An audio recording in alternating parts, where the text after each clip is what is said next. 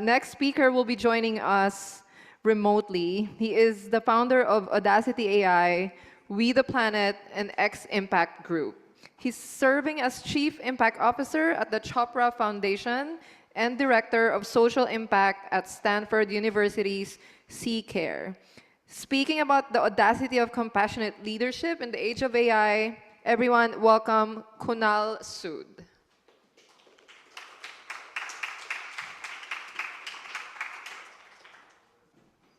Can you guys hear me? Oh, good. Okay. I can't see myself. So. This is the first time since COVID I'm doing this, so please be compassionate.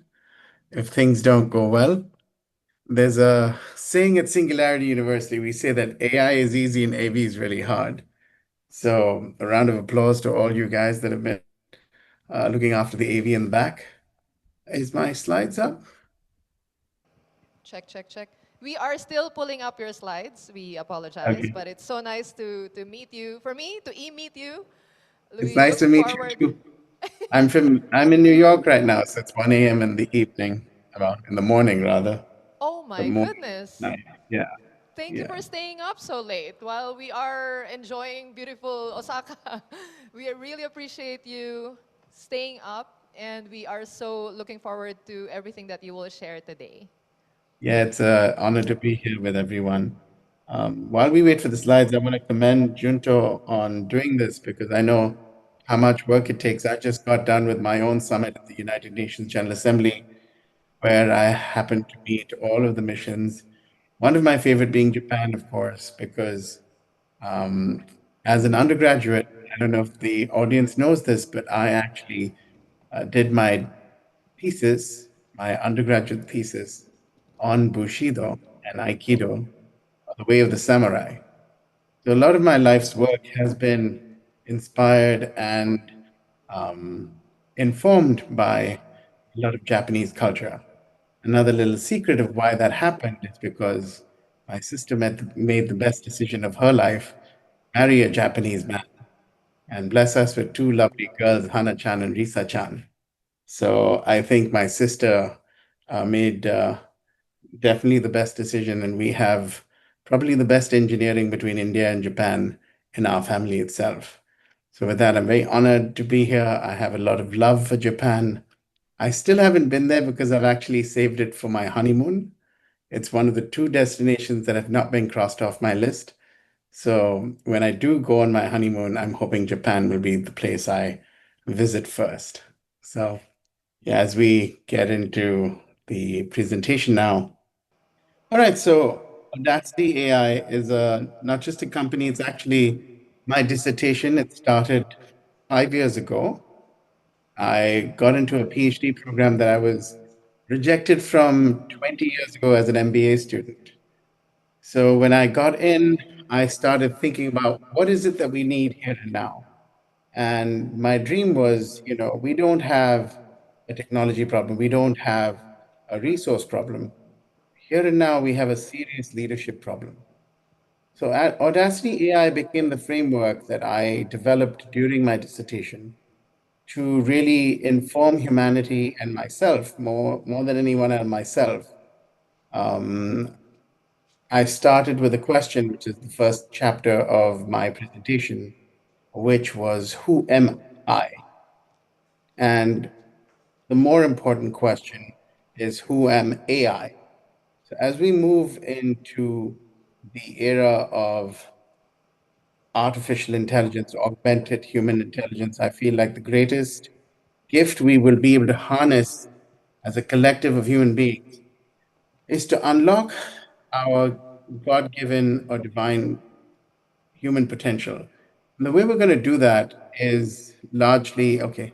See, something's come up. Is that it? Yes, it is about to come up, but you're welcome to finish your monologue. Okay, no, I just wanted to make sure. Yeah, so because I saw felt like lights had come on. Yeah, Um, because you're radiant. That's a reflection of you. But we will let you so, know, and okay, we're excited to hear the rest of your story. great. So, as I said, in the East, we start with, again, I guess I'll start my timer now. We start with the question of who am I, right? And it's an inner question that I began when I lost someone very close to me. And it actually started as a child. When I was a child, I didn't fit into society in India.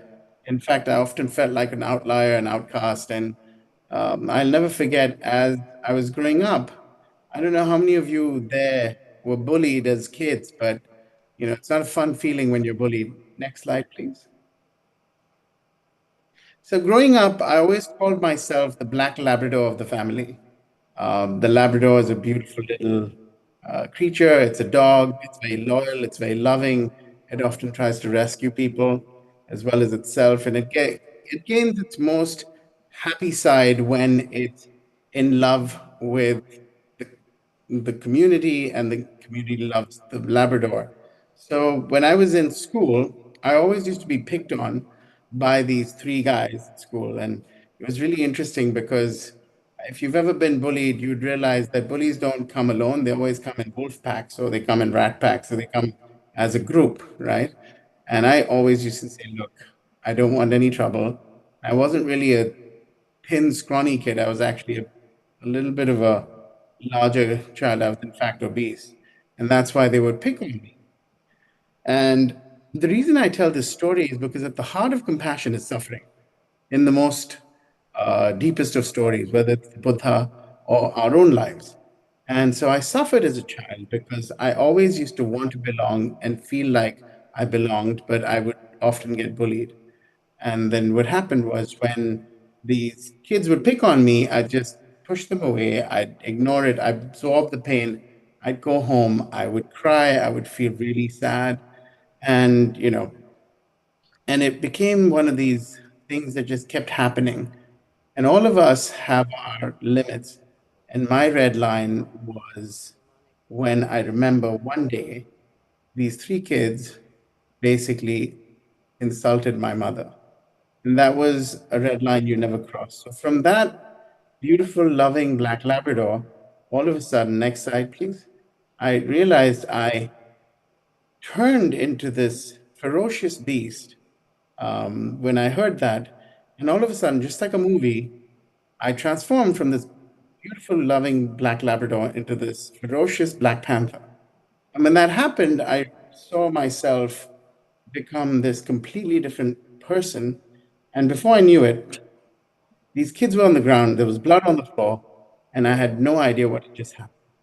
All I realized that I had this omnipotent power that surged within me to protect something I really guarded as sacred in my life, which was my mother. And of course, I was in the principal's office. And of course, I got in trouble. And of course, they didn't like that. But what was really interesting was that I learned the next day that all these kids never had a protector against these bullies. And all of a sudden, oh, not yet, but okay, fine. Um, and all of a sudden, I was their protector, right? And what happened was I started being called on to protect them against these bullies. So all of a sudden, I became the bully's bully, or what in your culture, which is the most beautiful thing I've ever come across, is the samurai. And the samurai really informed my own life's journey and purpose. And I feel like that value really needs to be harnessed in the age of AI. And at the heart of a samurai, for example, just like at the heart of who I became, this Black Panther, is this omnipotent power, right? But this great responsibility to serve those that are much more vulnerable than us. And that's what I realized, that I started protecting these vulnerable students who were like the foxes and the rabbits and the squirrels in the forest. And this Black Panther became their protector. So that became a bit of a problem because then I kept going to the principal's office, and there was this legend that grew that there's this kid protecting all these young kids in school, but I was a little bit of a bully. So, it only took a matter of time where it took one person who was a mentor of mine that taught me the art of nonviolence.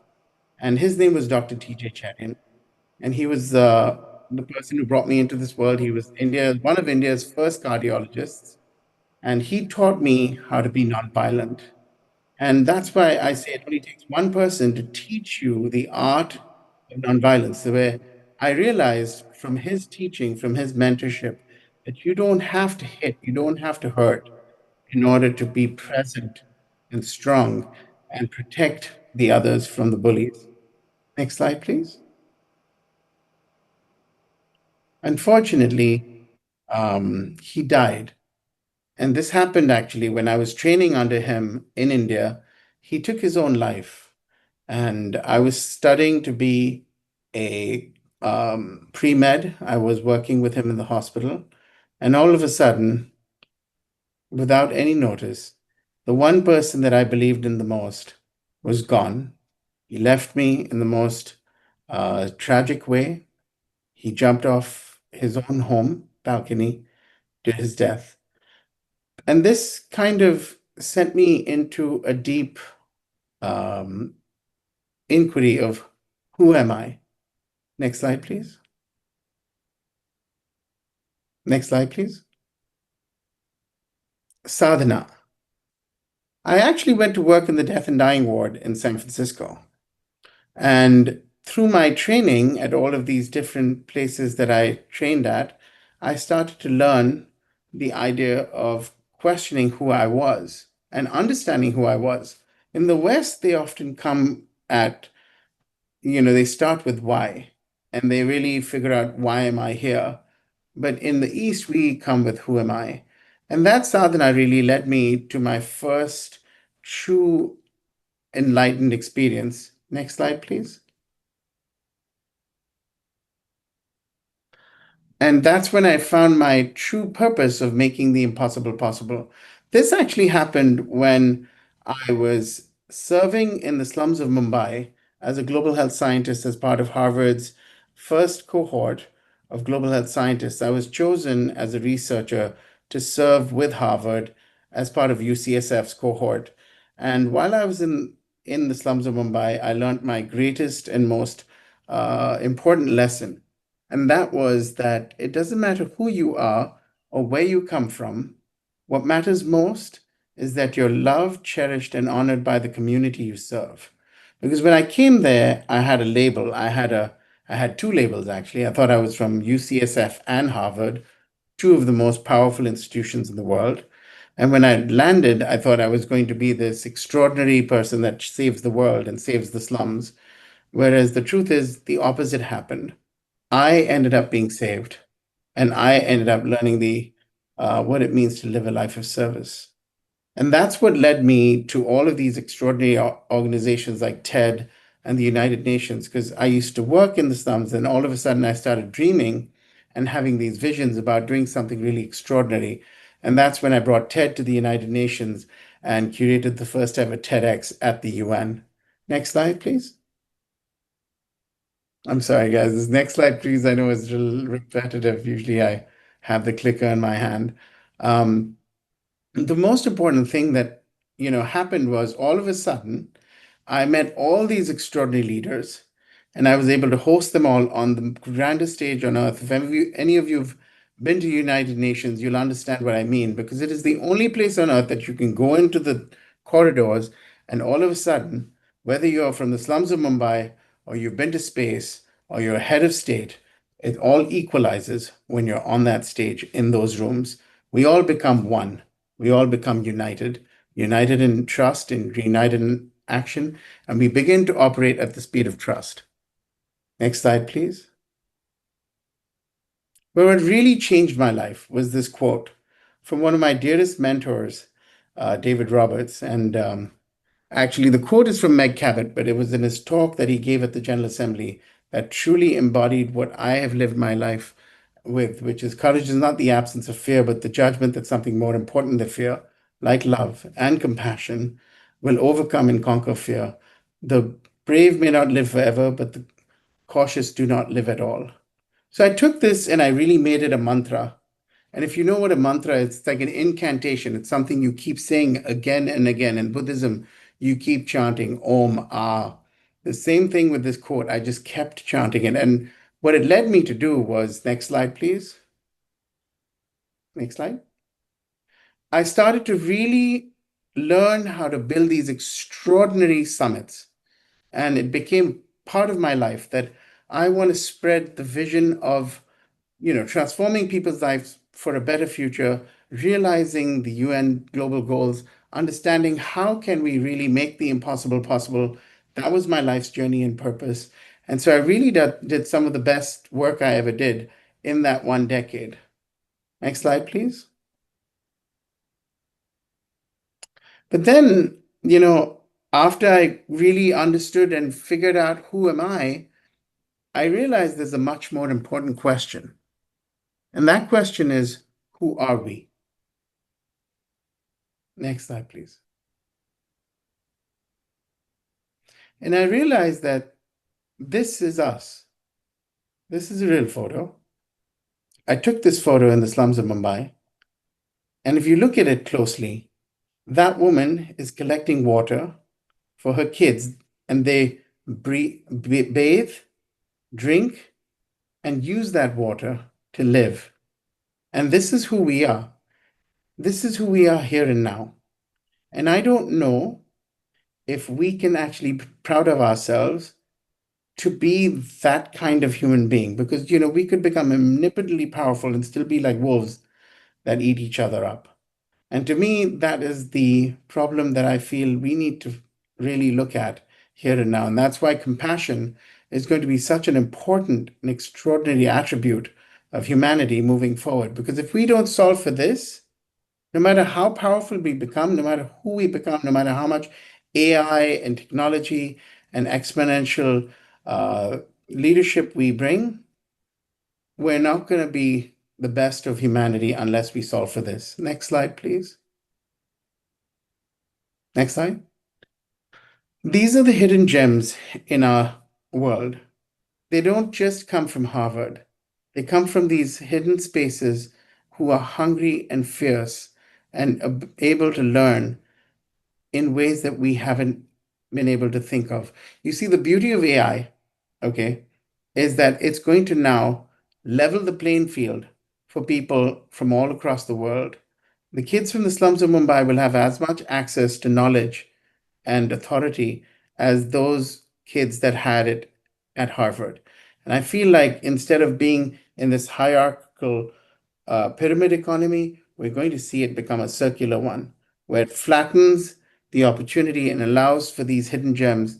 Because truthfully, the wealth is not in the ivory towers, it's in the trenches of the slums of Mumbai. You will find the most extraordinary human beings. I saw it, I experienced it myself, and I invite you all to also look at these young souls as hidden gems and not as kids that have to suffer. Next slide. So this is really what I have to deliver today. The most important thing we can do here and now is look at the bottom billion and help them rise by unlocking our human potential, their God given potential, using compassion, using altruism, using the most important innate attributes of humanity to help them really unlock that hidden potential. Next slide, please. And that brings me to the most important question of the here and now, which is, who am AI? How are we going to serve as we move forward in the age of AI? How are we going to unlock our limitless potential, not just us, but those that are less fortunate, the vulnerable, the weak, and the hungry, and the foolish? For I believe that that is the most important thing we can do over here. And that's why I want to share with you just a small taste of what's to come and what I consider the four cornerstones of what we need to do here and now. Next slide, please. Seva, to live a life of service. I learned this from your culture. The samurai, roughly translated, means to serve. And the greatest thing you can do in life is to live a life of service. In our culture, we call it seva. It is the first attribute of being human, is to serve others before you serve yourself. Next slide, please. Next slide.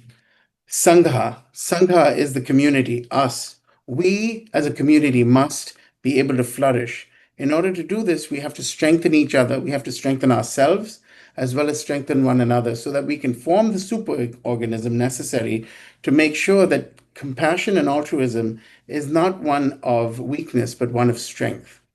Next slide, please. Sadhana, the self discipline, because in order to have true, deep, meaningful outward impact, you have to have inner transformation. And that comes from your daily practice, that comes from self discipline. And that's going to be a very important part of as we move into the age of AI.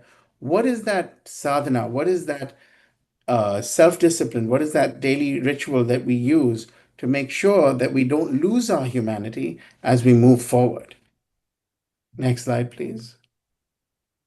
And so, dharma, the noble path. As we forge forward, we're going to see humanity and machine collide. We're going to see us come to that place of the singularity. But what's most important is that we are proud of who we are when that arrives, when we become that singular force of man and machine becoming one, when AI becomes supra intelligent. How are we going to raise our AI to be compassionate? How are we going to raise them just like we do our kids? How are we going to not only parent AI, but allow AI to parent us? Because we know that AI is going to move faster and much further than we can as human beings.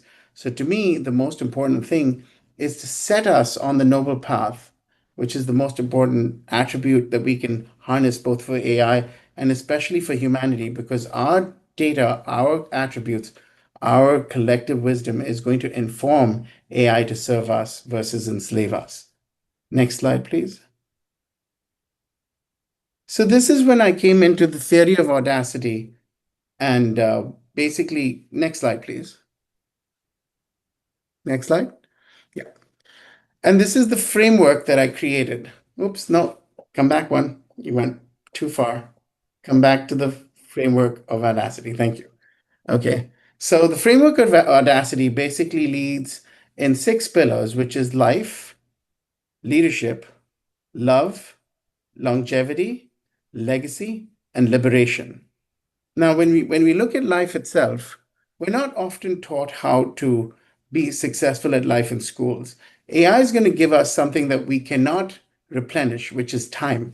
The most important thing in life is time, not money, not power, not authority. It is time. So when we bring that time back, we should look at all these other levers that require a lot more focus. I started out by saying that, we don't have a technology or a resource problem. What we have here and now is a leadership problem. That's why leadership should be something that we really focus on, as well as longevity, not just longevity of lifespan, but of health span. What about the quality of life? How do we create an amazing life? Where do we go to really look at life itself as something that we can cherish? Then, of course, we look at our legacy. Everyone wants to leave a legacy that's hopefully positive. Some don't. Some want to leave a legacy that's disruptive and chaotic. Now, with AI, I feel like we can really teach our future generations as well as the current generation to start to think about legacy in a way that really disrupts positively versus negatively. And then finally, liberation, which is the idea of moksha. The most important thing in our culture is to find inner freedom so that from that place of inner freedom, you can find collective wisdom. Because the most important thing right now is unity for us all to come together. Because again, I stress the idea of being able to become omnipotently powerful, but also be proud of who we are when we arrive at the singularity. So I'd like to end by inspiring you all with a quote that has transformed my life and I feel like will transform us in the age of AI if we really harness compassion and altruism as a way of life. And that is, next slide, please. To never doubt that a small group of committed citizens can change the world. Indeed, that is the only thing that ever has. That's a beautiful quote from Margaret Mead that I'd like to leave you all with. As we move into AI, the state of AI and the age of AI, we really have to come together as one. We have to lead with love. That is the most important attribute I believe that we can train the AI with, and more importantly, train ourselves with, because love is at the heart of everything here and now. And I don't need to teach the Japanese. The Japanese have the most beautiful ikigai You have the samurai, you have Bushido, you have so many amazing, amazing traditions that I'm studying and I'm using as part of my dissertation to inform my own life's work and journey as I create Audacity AI. That's what Audacity is. I mean, the Japanese are the most audacious people on the planet. One small island that lives a life of service and truly actually teaches and informs all of humanity in how to find peace in our time. So, with that, I want to thank you all for having me. It's been a little strange because I haven't done this in 5 years, but it was an honor and a special pleasure to share the idea of compassionate AI through being audacious leaders for the future. Thank you.